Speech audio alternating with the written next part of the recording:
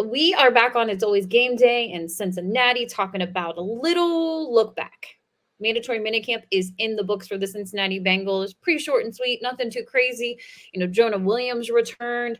Chido Awuzie is back out there doing incredible work and just proves once again that athletes are incredible human beings.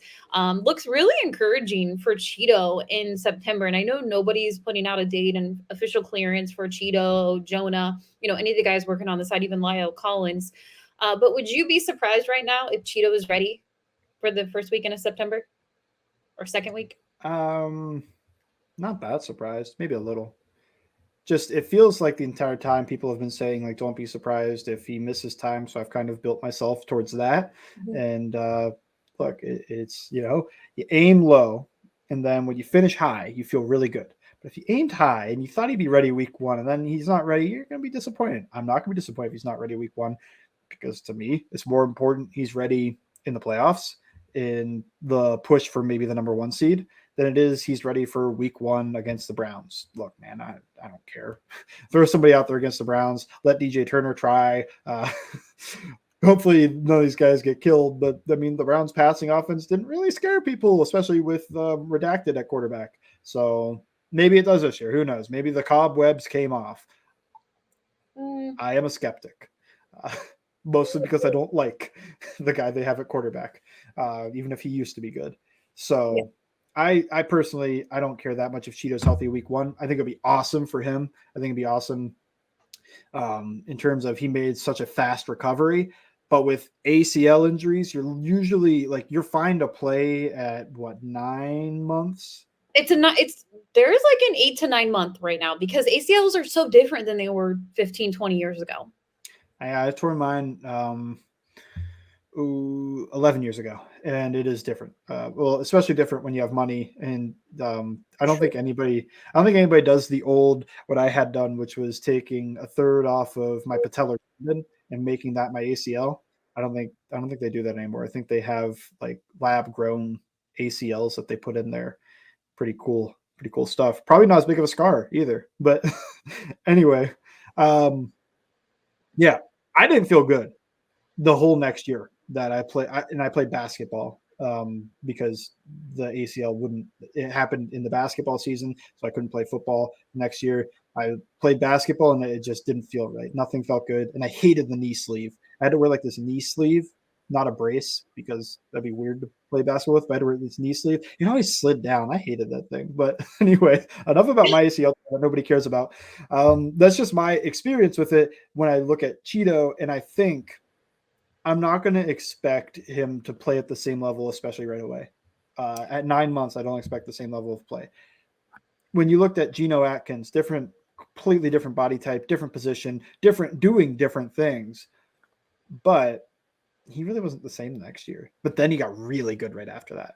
Sometimes it takes those guys a little bit. And I wouldn't be surprised if Cheeto starts off a little rocky. I wouldn't kill him on Twitter. I wouldn't yell about starting DJ Turner. I wouldn't yell about any of that stuff. I would be patient. And I think by the end of the year, and this was true about Trey White last year, he got better as the season went on. By the end of the year in the playoffs, he could be back to normal. But I think at that 9 months, 10 months, 11 months, before you get to a full year since your surgery, I'm not going to expect too much. So that's where I am on Cheeto. I don't know if you have anything different. He Yeah. does look awesome in like every video though, doing stuff I definitely could never do. But like, man, I just watched that and I go, he's high end for this, but NFL athletes just crazy different, like the way they can move. There's about three things I want to hit on with Cheeto, and then we'll get to other items when it comes to the Cincinnati Bengals players on the offense and defensive side. Number one, the same surgeon, Neil Alatrash. I'm probably butchering his last name, but the one who did Joe Burrow's ACL surgery, Andrew Whitworth from a couple years ago, he is the one that performed the Cheeto surgery. Number two, I like the Bengals training staff. I've been really extremely impressed with them for the last couple years when it comes to getting these guys ready, dealing with ACL injuries and just other injuries when it comes to rehab. So I do trust that. I don't know if I'm a number three or four right now, but number three, Chido coming back for the Cleveland game to open the season. I agree with you. The important games down the stretch, your other AFC North games, your tough battles versus the Bills, you could say the Jags and even Kansas City Chiefs, and then you go into January Chiefs late in the season. Having Chido there is going to be absolutely unbelievable, and it's a huge deal not having Chido there. One of your best, we've said it before, maybe he was the best player. I know it's so easy to put DJ Reader in that category last season too, but Chido was amazing. Cornerback number one. I think it would be so cool for him to be able to. That was the game, October 31st, Halloween night. It was against the Cleveland Browns. Chido gets injured. And seeing Chido last season for the pretty much the whole entire stretch in November, December, January, he was on the sidelines. He was with his crutches, post surgery, before surgery, always there with the team. I mean, they had to get him a chair at one point just to kind of like, hey, stay back from everybody. Don't run into anyone. And I just thought that was really telling of Chido as a leader and what this defense means to him. And I just think it would be a really cool story to get him back. But obviously, one thing I think the Cincinnati Bengals have learned over the last couple of seasons, don't rush a guy back. And we're going to see a very similar thing with La'el Collins. And I think we're in an agreement that La'el is going to be on the roster. I just don't know what his impact is going to be. We've mentioned guard before. At what point, because Alex Kappa, I feel like, is their best offensive lineman. Outside of Orlando Brown, we'll see what Orlando Brown looks like at left tackle. Obviously an upgrade over Jonah. But if you were to put La'el Collins, say Cordell Wilson was pretty much like he was his rookie year, would you give La'el Collins a shot at guard?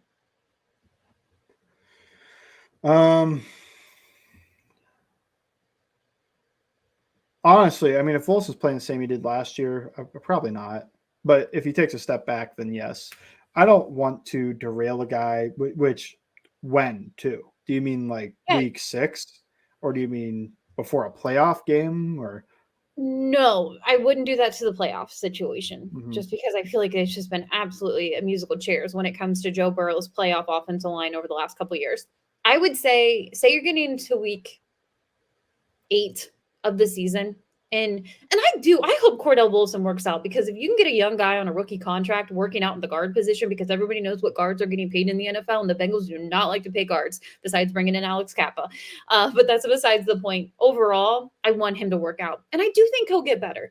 I think when you have a guy like Orlando Brown over there as a leader, a mentor, hanging out with these guys off the field, when they're at their programs, and just getting that chemistry is going to be so huge for Cordell Wilson. I'm just saying, and I don't want this to happen because I want Cordell to work out, but also I hope La'el isn't rushed back and he feels like the midway point of the season, maybe it's November, and they're like, you know what? Cordell's just not getting it done right now. Let's put La'el out there right next to Orlando Brown. What would you think that would look like? The sheer mass would be exciting. 700 pounds between two guys. But man, I think Wilson is fine. I thought he was fine for most of last year. I don't think it ended great. I don't think it started great, but there's that period in between, and especially towards the end of the regular season, not the last game, but everything else. I thought he was playing at a pretty decent level. So if he's giving you that, then I'm probably not bothering replacing him, because it also comes with the caveat of, like we discussed on our podcast, one of our first ones with Duke Manyweather, those guys take time to click together, right? So he said 6 to 8 weeks, if you've just now developed the chemistry between Orlando Brown and Cordell Wilson, and then you switch him out and put Collins in there, I guess it should be fine by the playoffs. But I think Collins, maybe with the way he moves at this stage in his career, guard could be better suited for him. I think it's kind of tough if a guy's playing at a starting level, it's kind of tough to fit him in there, because last year he didn't play at an all-star level. He kind of played at that level. So you're going to take Volson out and come with the question mark. He's played there years ago and he was awesome at left guard. Comes with the question mark, though. Can he do it again? Can he make that switch after all these injuries that have limited him at right tackle and plug him in? The reason it could work at right tackle is because he just worked with Alex Kappa, but at left guard, he has no experience with Ted Karras. He has no experience with Orlando Brown. And that's true. If Kappa gets injured, try to fit him into right guard. He has no experience with whoever's at right tackle. I think it'll be Jonah Williams, but maybe it's Jackson Carman. He has no experience with Ted Karras. So that's where I think some of the issue lies, is that he doesn't have the chemistry and experience with these guys. I think when it's an injury, it makes more sense to me. Here's the scenario I think he could take a left guard starting job and it's unfortunate, but we'll say not a major injury, but Wilson gets nicked up and he Yeah. misses a game. And Wilson's been playing at that fine starting level. Hasn't become great, hasn't become a star. He's fine. He's starting. And then Collins gets in there and it looks like prime Lyle Collins. That's where I think it becomes difficult to make the switch back out. And that's where you could see him start. But if these guys are healthy, it's hard to just kind of shove him in there. I've thought about that with if Jonah or Carmen is starting, how bad do they have to be to not lose the job before this, but for Collins to just get, once he's ready, gets in there and plays right tackle? Because in my mind, it's probably below a starting level. That's where you probably have to be. You have to be, whoever he replaces, probably the clear worst offensive lineman on the active, not the active roster, but like out of the starting five. And that's just, I don't know. It's kind of tough to fit in. If he's not ready week 1 or week 2, if he's not ready till week 5, week 6, it's real tough to just throw him in there, because a little bit of it is the sunk cost of these guys are finally gelling and we're just going to toss you into that. And a little bit of it is also kind of Volson's on the team long term. Collins isn't. That's not true for Jonah Williams. But if Jonah Williams is playing that bad, did you try Carmen yet?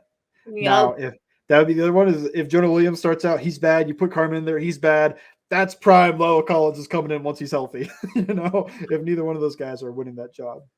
I hate that even thinking about that conversation, just because if Collins is coming in, it's probably something bad. It's not like, no, the offensive line was great, the team is doing great, and now we're just going to shove Collins in there. It's probably something went wrong.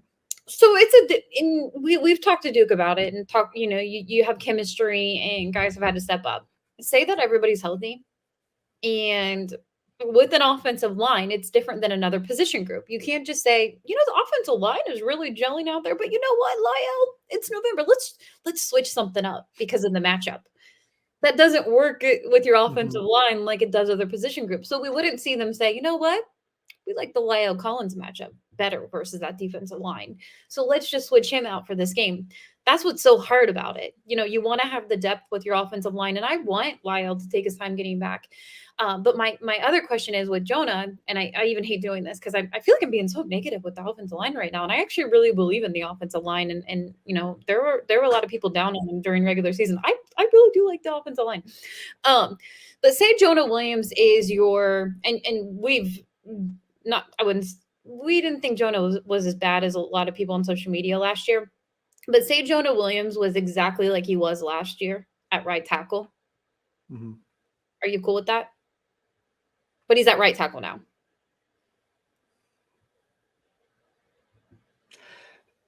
The fun thing about it, worst year of his career, I thought he was probably around the same level as Volson, like fine. I don't think he was terrible, which I know sacks allowed, that is thrown out a lot, but I thought overall he was fine. And you can kind of look at what happened throughout the year and explain it a little bit, or maybe just create excuses, however you want to frame that. But if he's playing at the same level again, that's tough, because. And Lyle's, he's your shiny new toy on the sideline. He's ready to go. It depends. That'll depend on how he looks in practice, I think, because that is a scenario that maybe you do replace him. And personally, I think Collins and Jonah may have played at a little bit of a similar level. If not, I may have preferred Jonah last year. I think Collins, there were some issues with the back, and that's why he wasn't practicing. He really just couldn't sustain blocks.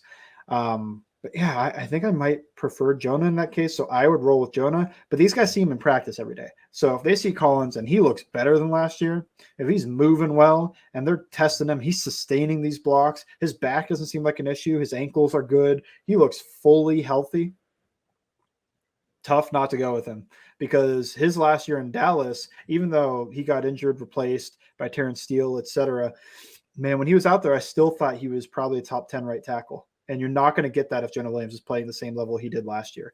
You probably aren't getting that if Jonah Williams is playing at his peak from 2 years ago. Now, if he plays better than that, yeah, you're going to get top 10 right tackle, but that's where it becomes tough. And I get the idea of going with Collins, and a lot of that will come down to things we don't see. We don't see practice like the coaches do. So if the coaches believe in it, I don't see a reason to go away from it. Personally, I would just roll with the chemistry and the gelling and everything else. I think you're going to get a better offensive line than last year. I think you get a better offensive line since forever ago. But I did say that last year too, because I was excited about Lyle Collins and Jonah Williams' possible ascension, and that didn't happen. So cautiously optimistic this time rather than just optimistic. I'm not trying to be down. I think they'll be good, but we will see. So that is kind of where where are you on that? Like if Jonah's playing, it's disappointing. That would be the first thing I think of. It's like, man, it's disappointing. It really is. But is it disappointing enough to replace him? It depends the month. Give me the month. I don't think they're going to be afraid, because I think Joe Burrow can be vocal, and maybe it's behind the scenes and they're having those conversations, and what Joe Burrow says is going to matter. And if he feels like, let's give it another try, I do think practice is extremely important. One of the things last year, Lyle Collins barely practiced. They managed his practices because of his injury. And it's unfortunate because we didn't get to see Dallas Cowboys Lyle Collins, unfortunately. So I think the perfect scenario is Lyle Collins gets on the pup to start the season, and he is ready to roll midway point of the season if you need to go to him as an option. I want Jonah to work out. I want Cordell Volson to work out. I want Orlando. I want every single person on this offensive line. We already know, I feel like, what we got, what they have in Alex Kappa and Ted Karras. But, there's some unknowns going into the season. And, I feel like I was kind of a little bit negative for Cordell Volson, and I hope, it doesn't come across that way, because I want him to play well. Like I've said before, you're getting a rookie deal. I need to stop calling him a rookie because he'll be in year 2. It's expensive in the guard market, and they have other guys they need to pay. So I want him to work out, and we'll see what happens. And I do think it's extremely important that Orlando Brown's on his other side. So. Yeah, I think the ideal role for Lyle Collins is taking what Hakeem Adeniji did before the injuries and playing that six offensive lineman, which they like to use. They love that. Oh man, I mean, him just blasting guys. Yeah. And just when he gets out there, it's just, hey, go kill that guy. Like that's what he does. That'd be great. Just work down blocks, work double teams, combos, all this other stuff. You don't need to work backwards pass set and hold up against whoever out there, Nick Bosa's of the world. You can just maul, and that's what he loves to do. He loves to maul guys. So that's what I think. The 6 offensive linemen, this would also mean that the offensive line's playing pretty well. So that's also why I like this scenario, is the offensive line's playing pretty well through the first 6 weeks, and then you're just kind of, hey, we've got a weapon now as our 6th offensive lineman. Rather than we want to do this because we like doing this, it's we want to do this because we're going to dominate when we do this. And I think that's what you could look at with Lyle Collins coming back. Highest scenario in my mind, like highest potential, is him as the 6th guy and just taking dudes out of the club. I agree with that. Then I got a little bummed because I remembered that they have to face Nick Bosa. So that kind of bums me out a little bit. They sure do. A lot of chips coming. Double teams, chips, everything. Ball out. Maybe he'll be a little nice because his friend Joe Burrow's on the other side and just say, you know what? Take it easy on you guys. But yeah, Nick Bosa terrifies me. He's one of the guys, and I'd put JJ Watt and Myles Garrett into that category too. JJ. I mean, not JJ, TJ. Prime JJ is underrated. I think Prime JJ was about JJ Watt. Sorry, JJ Watt. TJ Watt. I do think he's terrifying. So I'm ready to drop a bomb. No, nobody's listening. I think Prime JJ Watt was about as good as Prime Aaron Donald. I'm gonna put it on Twitter. Okay. We'll see what the people think. I think Aaron Donald sustained it. He didn't get hurt, but like peak JJ Watt. Are we forgetting?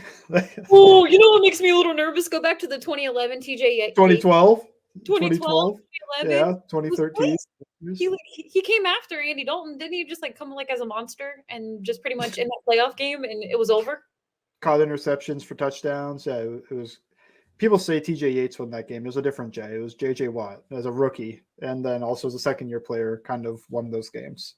Yeah, that's really depressing to think about in those playoff games. They had no business being there, but you know, it was whatever. They should have won actually one of them, but hey, we won't go back. We're not going all the way back almost over a decade ago. But we'll see. Offensive line talk will continue. No doubt about that during the summer break. And then we'll get into more player profiles, and then we'll have our mailbag. Make sure you're following along over on Twitter. We have a YouTube version of the podcast. So that's going to be really fun for some people that have asked about video, and we will have this out and you're going to want to check that out. We'll have all the information when we tweet it out over on Twitter. You can follow Mike Bengals_Sands, me at LNDS Patterson. And thank you for listening to It's Always Game Day in Cincinnati.